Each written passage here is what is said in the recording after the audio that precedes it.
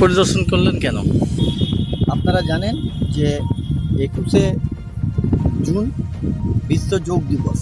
এই যোগ দিবস উপলক্ষে চারিদিকে আমাদের যে যোগ সংক্রান্ত সমস্ত কিছু যে আমাদের প্রচার প্রসার করা হচ্ছে, ভারতীয় যোগকে বিশ্বব্যাপী ছড়িয়ে দেওয়ার জন্য প্রধানমন্ত্রী নরেন্দ্র মোদীর যে ঐকান্তিক প্রয়াস, সেই প্রয়াসকে সাফল্যমণ্ডিত করার জন্য আমরা আজকে আছড়া স্কুল ময়দানের সামনে এসে উপস্থিত হয়েছি।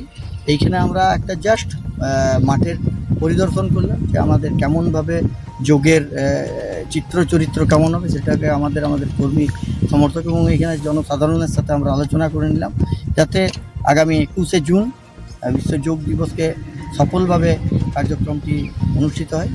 তাই জন্য আমরা আজকে এই মাঠ পরিদর্শন করতে এসেছিলাম। এই যোগা দিবস হিসেবে রেগুলার কি যোগা করা হবে না?